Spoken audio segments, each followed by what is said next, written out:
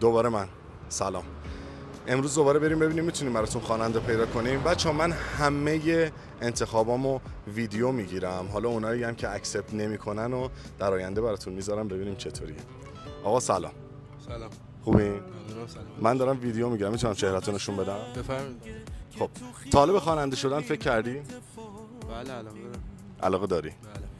1 ساعت وقت تو به من بده بریم استودیوی ما یه ترک هدیه بگیر. چطوره؟ چی بگم؟ هیچ نیومد. چرا شوک شدی؟ هیچ نیومد بود برام. بریم بریم. چی میشه.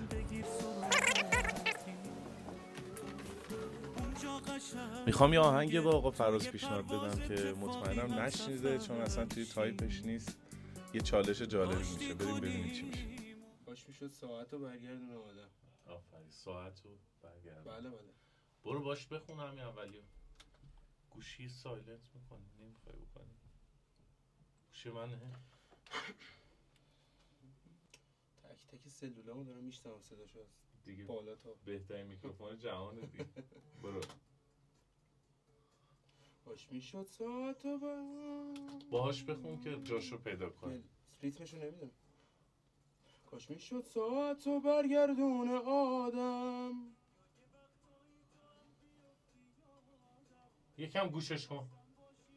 کاش میشد ساعت رو برگردونه آدم. یه ذره پرروتر داد بزن. کاش میشد ساعت رو برگردونه آدم. آفرین، این میشه خوندن. دوباره بریم با همین قدرت. 1. کاش میشد ساعت رو برگردونه آدم. آفرین.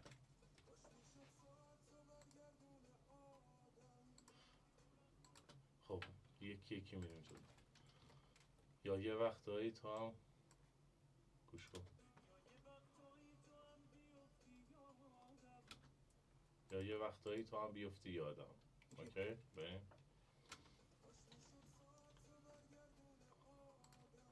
یا یه وقتایی تو هم بیفتی یادم. آفرین. دجرا میفتی ها. اینو نمیشه یه بار دیگه بفهم کن. من گفتم دفعه آخرته.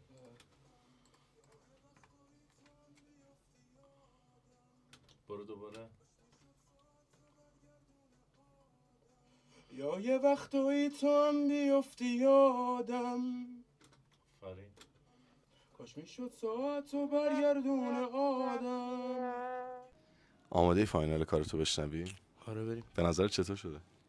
دیگه ببینیم دیگه. نظر تو چیه؟ من نظرم رو تو کار نشون میدم. بریم. کاش میشد ساعت رو برگردونه آدم. یا یه وقتایی تو هم بیفتی یادم. خیلی خواستم باشی و دنیا عوض شد، اما زندگی سوار من پیادم. تو خیابون منتظر من باش، شاید نفر بعدی تو باشی.